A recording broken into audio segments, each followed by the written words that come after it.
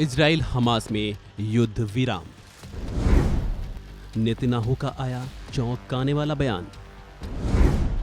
बोले, हम पीछे नहीं हटेंगे जब तक। बीते रोज शनिवार को इजराइल कैबिनेट ने हमास के साथ युद्ध विराम पर फाइनल मुहर लगा दी, जिसके बाद माना जा रहा है कि अब मध्य पूर्व में शांति कायम हो सकती है। इस डील में कई प्रकार की शर्तें हैं। चर्चा ये भी है कि नेतन्याहू अमेरिका के दबाव में आकर इस डील पर राजी हुए हैं। हालांकि वह दिल से ऐसा समझौता नहीं चाह रहे थे। लेकिन इजराइल और हमास के बीच सीजफायर डील को लेकर अब इजरायली प्रधानमंत्री बेंजामिन नेतन्याहू के एक बयान ने सबको चौंका दिया है और कहीं ना कहीं एक शक को भी जन्म दे दिया। नेतन्याहू ने कहा है कि जब तक सभी बंधकों को रिहा नहीं कर दिया जाता, हम पीछे नहीं हटेंगे। इजराइल बाइडेन और ट्रंप प्रशासन के साथ मिलकर काम कर रहा है। इजराइल और हमास के बीच बंधक समझौता बाइडेन और ट्रंप प्रशासन के साथ सहयोग का ही परिणाम है।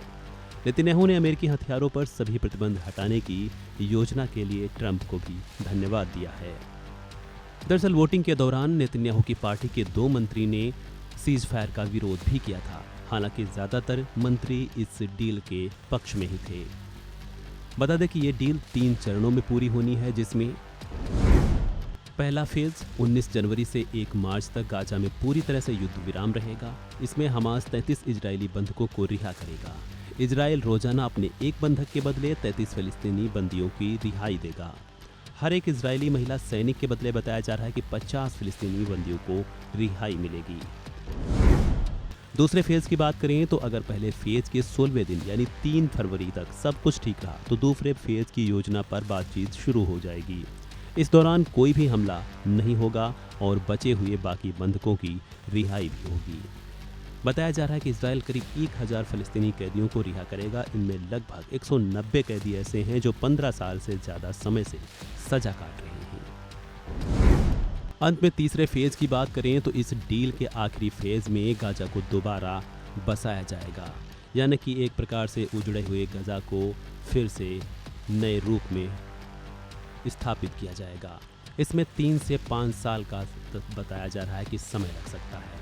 हमास के कब्जे में मारे गए बंधकों के शव भी इजराइल को सौंपे जाएंगे। इन सब के अलावा बता दें कि अमेरिका की मध्यस्थता में ही इजराइल और हमास के बीच एक ये युद्ध विराम समझौता हुआ है, जिसके तहत दोनों पक्ष एक दूसरे के बंधकों को रिहा करने पर सहमत हुए हैं। 7 अक्टूबर साल 2023 से दोनों के बीच जंग चल रही थी। हालांकि अब इस जंग का अंत हो रहा है, जो कि न केवल फिलिस्तीनियों बल्कि दुनिया के लिए एक अच्छी खबर है, क्योंकि इस जंग का प्रत्यक्ष या परोक्ष रूप से दुनिया भर में असर देखा जा रहा था। फिलहाल इस वीडियो में इतना ही। खबरों से जुड़े अन्य अपडेट्स के लिए बने रहे वन इंडिया हिंदी के साथ। और इस खबर को लेकर आप क्या कुछ सोचते हैं, कमेंट बॉक्स में दीजिए अपनी राय।